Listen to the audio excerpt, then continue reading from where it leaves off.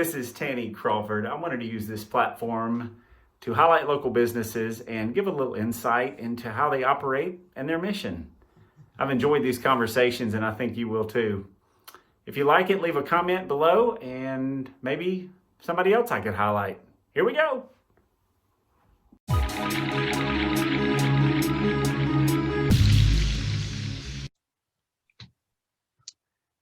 All right, good afternoon. I have got Mr. Miles Johnson with me today. Miles is owner of Miles Auto Spa and Miles Express Car Wash. Miles lives in Nashville, right, Miles? I'm in Franklin. In Franklin? Okay, he lives in Franklin. We just moved back to Franklin. I've been back now for about 2 months. Oh, yeah, okay. There's a lot of people moving to Franklin, the Brentwood area, kind of this Middle Tennessee area from all over the U.S. And so part of this business highlight was just to bring a local business to the forefront of Facebook and social media and spread the word about local businesses and give these listeners a little insight to the business and then to the owners as well. So Miles, welcome. Thank you very much. I appreciate you taking the time to do this. Absolutely. So tell me a little bit about Miles, how long it's been around. Tell me your journey, if you don't mind. Okay. Well, so as I mentioned earlier, really the corporate journey was 17 years of kind of progressively moving up within the cell phone and wireless telecom world.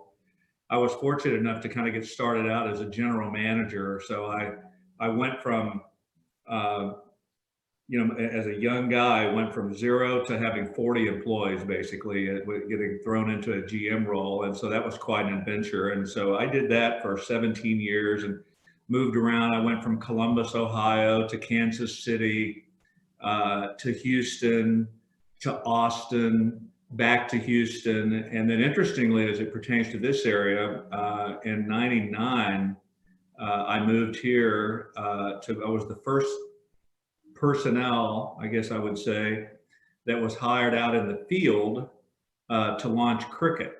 So back in 99. So they were a spinoff of Qualcomm. They had a corporate group in San Diego, but had not placed any field executives yet. And so I was the first one out in the field to assemble the team that actually launched what ultimately became a nationwide brand. Absolutely. It sold a few years ago to AT&T, but I left there in 05, and for a number of reasons. It was the travel, it was the corporate hierarchy, it was the stuff that I found, to be candid, I found really sexy as a young guy.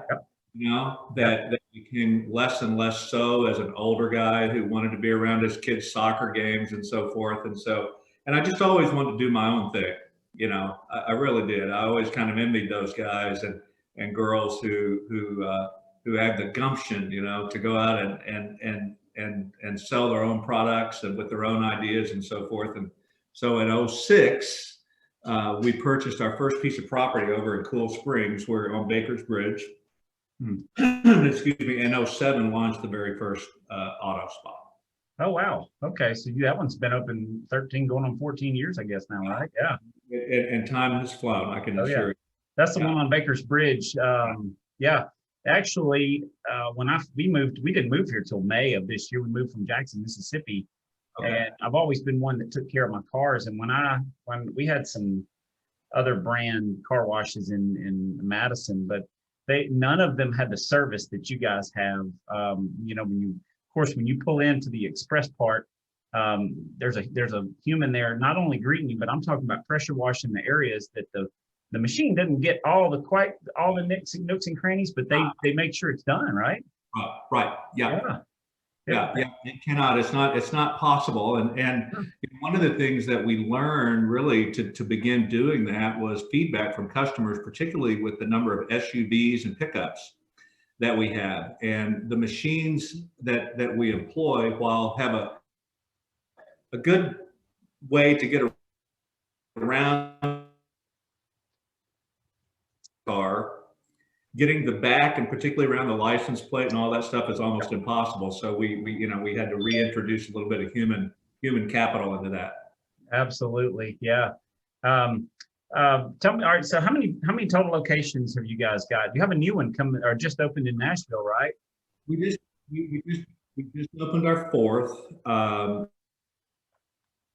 guess, oh, you can't quote me on these exact dates, but I think we were probably up and running for about 4 years. So we opened in '07. So sometime around 2011 or so, we ended up purchasing a car wash there on Mallory Station, right across from the Mazda dealer that had been in business for about 20 years. And we had talked to them on and off for a couple of years, and one thing led to another. And we really, to be candid with you and your audience, we looked at it really more of a defensive kind of move than anything. There was, at the time, there was this movement going across the country in the car wash business, and we can talk about this if it doesn't get too boring later, but called the express car wash is what we've ended up building some. But their model was based on $3 and $5 car washes, and you know, just if we can do 1,000 of these a day or 1,500 a day, we don't really care. We'll do them for $3 and $5, and we felt like that was probably a threat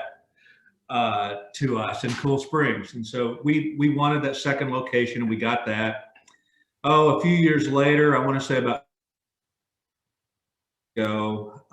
we purchased some land down on South Royal Oaks, down on the other side of Home Depot and Publix, which is I wasn't really, to be honest, that I had kind of my experience had always been in Cool Springs, and then I would travel up to Nashville and West End and so forth, and so I really didn't spend a lot of time out in that part of Franklin. So much to my very pleasant surprise, I realized just how densely populated and how dense the traffic is, and it's been a real winner for us. And so that was location 3, and it's been fantastic. And then we've probably, well, for 10 years, attempted to find a Davidson County or a West Nashville location. And we just happened to find out about this one where there used to be an Arby's, kind of out in the Nashville West Shopping Center, right at Charlotte Pike and Hillwood. We were able to squeeze in there and get the property. And we tore down that Arby's, and within about 6 months, we built a fourth location, and it opened. Unfortunately, I'm looking out my window when I say this. Unfortunately, it's the time of year where the sun doesn't shine a lot, and you know, you throw a little bit of COVID on top of it, and I think that's kind of keeping people at home. But it's doing fine, and it will do fine. We're glad to have it. So that's number 4.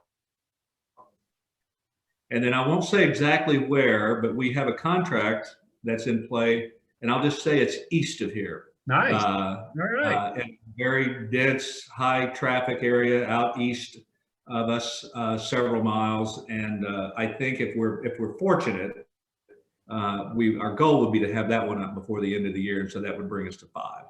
That's wonderful. See, that's, you know, to me, that's just kind of part of the success of a business. It's taking the risks. You have to take risks. Calculated risk is something you're comfortable with, and obviously something that you love to do, because the guys do, and the girls, they do provide a phenomenal service. And like I was saying earlier, that was one of the first ones that I went to. It's the big yellow and black. You can't miss them. Just kind of scream at you when you drive by. But you guys, you don't, you've got the basic express automation all the way to like a deep restoration service too, right? We do that, yeah. Now it's interesting, and we made a very controversial decision last year, early in the year, was to quit doing what is called full service car washes, meaning that you pull up to the front, you get out of your car, you come into the lobby, and you wait for us to finish the inside of your car. And most popular service, it was our leading revenue generator. And that's what the building was designed for. That was the whole concept. The concept was to create the nicest car wash experience that you've ever been in. Come into the lobby, have a cappuccino. You could even have a cold beer, watch ESPN. I'm from a leather chair, listen to cool music, use our Wi-Fi. But unfortunately, I mean, this is fortunate for Williamson County. It was unfortunate for that particular model. I could not keep it staffed. When unemployment, you know, this was right before we ever heard of coronavirus. Unemployment here, if you recall, was 2.8, 2.9%. Apartment prices, housing prices, rental prices were all going in that direction while the unemployment was going down. It all sounds great, Yep. unless you're trying to staff a business that relies on people that are readily available. And we found ourselves, the time it was taking to do that service Yep. was becoming problematic. Yep. You know, we knew about 20, 30 minutes is about what most people can really tolerate. And, you know, whether they're on a lunch hour or they just got a break in the afternoon, or they don't want to hang out at a car wash. They want to be doing other things. And we found that our times were taking longer, and the more we were operating on about 60% of the staffing levels that we really needed to be doing it the right way. Yep. So we made a very tough decision, and we said we're not going to do that any longer. And so we moved it to what is called an express model, and that means that you stay in the car and you ride through the tunnel. We then, however, provide you. We provide, typically there's around 20 free vacuums at each of our locations, our 3 of the 4. And then we're a little unique in that we give you a basket of cleaning products that includes towels for your car to the body, window towels, specifically for your wheels. And then we give you some cleaning products to clean that with. Interestingly, since day one, 50% of all of our customers had chosen to ride through the tunnel and not have their interior done anyway. So we had about 10 years of data, 11 years of data that said, well, we know that half our people don't care. Yep. If they don't get the inside done. So it was very controversial. It was probably the hardest decision that we'd ever made, because we did away with that product. But we're slowly regaining that now, and I think we've gotten people to understand that, hey, I'd rather get in and out of here in 5 or 10 minutes, and I might, if I want to vacuum my car, I'll do it myself. That model really works. But then at that location, and then at our new Hillwood location, we also have detail facilities. Mm-hmm. So we're reintroducing a $69 interior detail, and that's kind of helping us to bridge a gap. So we've got a 69 and 99, and then you can spend, if you want to do a ceramic coating, you can spend $900. Putting a ceramic coating on your car. Sure. And so we go all the way up. So we just eliminated that high labor intense services, and it was hard to do, but we did it, and so far so good. I love the basket piece. That's just extra service, right? Just adding value back to people. We've always been the one thing that kind of, and I have a business partner whose name is Rocky Crossland, who basically is he's our operating partner. I mean, he runs the day-to-day show, and then I handle some of we divide and conquer. Yep. But he is he's been a master at kind of at helping us evolve into this new model. But one of the things that he and I have always talked about, and it was from the day that we opened the very first one, is how do we differentiate ourselves in an otherwise sort of bland space? And I always compared, I like going to a car wash just because I like getting in a clean car after it was done, but I never liked hanging out at them. And I didn't, I always thought about, at most it was comparable to going to get your driver's license or your tag. I mean, it was a DMV experience, right? So we always tried to come up with some differentiator. And when we decided to go with this particular model, we said, how do we differentiate ourselves from all these other express washes that just offer free vacuums, and you go through the tunnel, you get out, you vacuum your car, and you leave? And so that basket idea was our way of saying, okay, we're going to take this model and tweak it just a little bit and make it different from the guys down the road. Man, see, absolutely. That's what I loved about the very first time I went. In fact, I'm just being transparent here. I saw the basket and all the stuff, and I thought, I wonder if I picked that basket up, if somebody going to come out with their hand out, And so I thought, because I've always loved the vacuums, And man, those things, you got to watch it. They'll suck up a whole floor mat. They got a lot of power, which is great. Love that. They really will. We know that if someone is saying that it's not if the suction is less than as you just described it, Oh, there's yeah. something in there. We've got to get it. Yeah, Someone you're not having any rings or quarters or Yeah. marbles on the floor. It's getting it in there. They will be gone. Yeah. So just to kind of sort of wrapping up here, but Jim Rohn says the formula for success is small, simple disciplines practiced every day. What are some small, simple disciplines that you practice? You wake up early? Do you journal? What kind of drives you for success? Well, customer satisfaction is really the one thing I think that we think about constantly. Now, from just a business perspective, I think Rocky and we learned through our corporate life that there are certain metrics that are fundamental to success in any business, and you have to track those, measure those, adjust them, plan accordingly. If they're not where you need them to be, what do you do to get them to where you need them to be, et cetera, et cetera. If they are better than what needs to be, then hallelujah, pat yourself on the back and keep doing what you're doing. But I think the thing that I always try to do, and I worry about more than anything is our image. Yep. How clean is our facility? Yep. Does it look fresh? Does it look new? From a customer perspective, we get quite a lot of online inquiries. Fortunately, most of them are I want to make an appointment or I want to buy a gift card.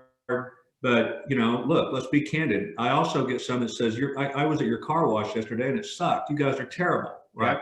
Yeah. So the thing that I do, that I ensure happens is that you get a call that day.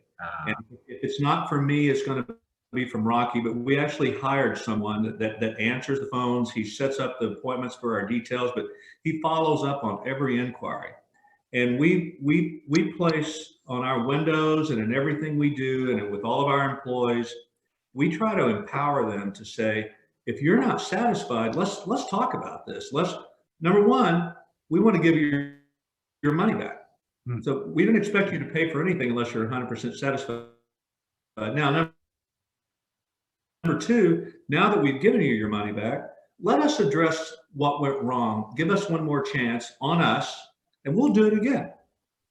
So we'll give your money back for the first time that we failed you, and we're going to do it a second time, and we're going to get you happy before you leave. And does it work 100% of the time? It works most of the time. I think every business is always going to have a customer that says, there's nothing you can do today that's going to satisfy me. And I don't know what's going on in his or her life. Yep. And we try to look at it that way. It just may not, it may just be having a bad day. That's right. But those are the things that I obsess on. And then, fortunately for my business partner, he obsesses on how much chemicals does each little jet put out on the car. He measures it in milliliters. How clean is the equipment? How maintained is the equipment? I pull on the lot because I know that my general managers who are there 7 days a week, or most of the times 5 and certainly 5 and 6 days a week, they don't always notice the dead plant. So they don't always notice the sign that's faded or the sign that's laying crooked on the ground. I pull in there and I do that. I see that. Yep. And so I'm the kind of the different set of eyes and ears that listens to the customers, wants to solve for their problems. But I also want to make sure that when you pull in there, you go, "What is this like owned by a 200 operation chain?" Yep. No, it's just a couple of local country boys from Nashville that can be in the car wash business. So I obsess on those things, and it's a daily business. And so no one is ever going to call us or complain. If I get on Facebook and I see that there's a complaint, or for that matter, if I see that there's a compliment, I always try to respond. I always try to give it a personal touch and make sure that they understand that we're reading these things, that we pay attention to these things. So those are my daily obsessions. Just purely focused on those experiences and what the customers are thinking and listening to the feedback that they're giving me. Man, I feel like that is one thing that is really lost nowadays is customer service. They just, I mean, there's tons of, my wife and I talk about it a good bit, that they don't, some of them don't give a rat's whether you come back or not. They just don't. Yeah. They've got 73 other people waiting for, to come in. But you and Rocky sound like a pretty phenomenal team, because he's focused, he's got some detail focus. You've got the customer service and the vision and the other set of eyes for other types of details, because that's important. That's almost a subconscious, people probably don't even realize they're thinking that when they pull in. There's almost this judgment that's going on, a subconscious judgment, that if there's dirt piled up around, I don't know, some of the hoses or whatever, they're going to think, wow, so that's great. So look, hey, here's a couple off the cuff, just to get to know Miles a little bit. Miles, what's the best piece of advice you've ever been given?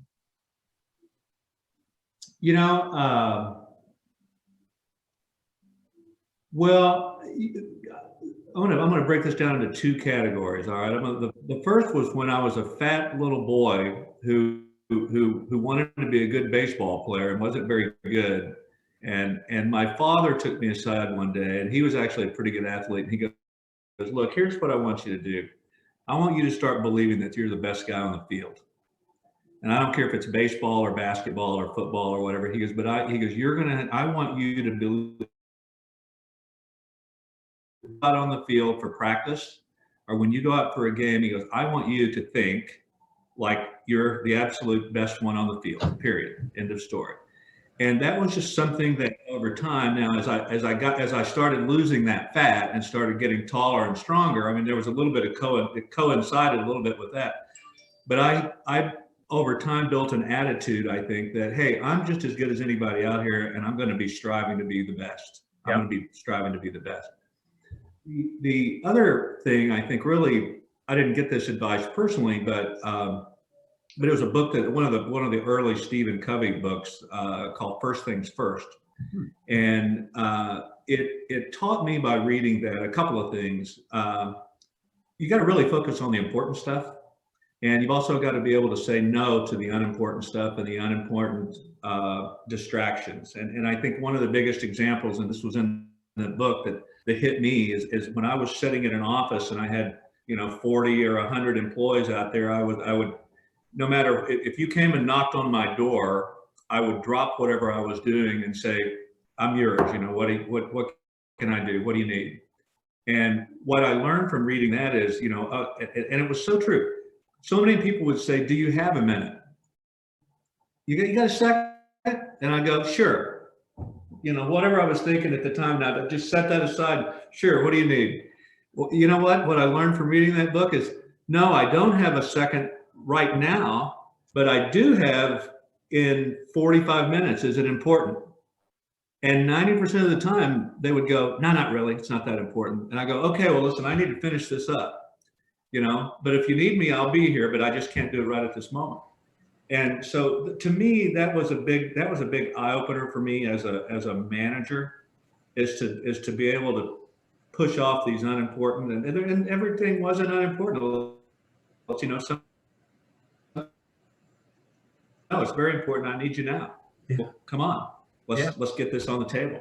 But those are two things really, that kind of popped to me, that I think I've kind of carried along for years, that have helped me kind of clarify how I like to approach things.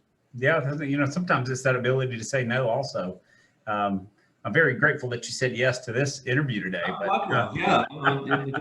Number two, real quick, what skill or talent do you wish you had that you don't currently have, or a skill or talent that you would like to develop further? I think a lot of us have this lack of an ability to listen first and speak later. Yeah. And so I tend to jump from, in some of the previous management classes, we used to talk about how you jump from 1 to 6, and you don't really explore 2, 3, 4, and 5. And I think I'm guilty of getting into a conversation and jumping from 1 to 6. Let's jump to let's solve the problem, but let's not I have to work at listening to you tell me what numbers 2, 3, 4, and 5 are, so that we can actually get to 6. And I think sometimes that's a little bit of a challenge for me, and I need to listen more and respond to what I'm hearing, as opposed to start espousing my expertise right off the bat. Hey, that's good advice for marriage and business, right? I work with marriage too. Yes, as a matter of Yeah. fact, even better with marriage, and yeah, I've learned with marriage is just, the best thing I can do is just be quiet. Do you know silent and listen have the same number and the same letters in them? You've heard of that? It's amazing. That was a New Year's resolution of mine about 8 or 10 years ago to listen more, and I heard that. So, all right, favorite vacation spot you've ever been to? Well, it was a short bit. Pebble Beach stands out. My wife gave my son and I a round of golf, or a couple rounds of golf at Pebble Beach for my 60th birthday a couple of years ago. And while that wasn't really a vacation, it was certainly an experience. Was it? That I'll never forget, and we'll go back there. And then as far as vacation goes, we discovered through some friends this little town in the Dominican Republic that was somewhat hard to get to, but we found that on the shore of the Dominican Republic, this little European town, Los Terrenos, and we went back there a few times, and that was truly, if you just want to be on the beach and hang out, that one pops as well. And then we've been to Europe a couple times, and those stand out, but Sure. those are probably my favorites. Oh, that's great. Well, Miles, this is tell us just a little bit. How can people get in touch with Miles? Of course, it's the big yellow and black. You've got currently 4 locations. Hopefully, going to be a 5th soon.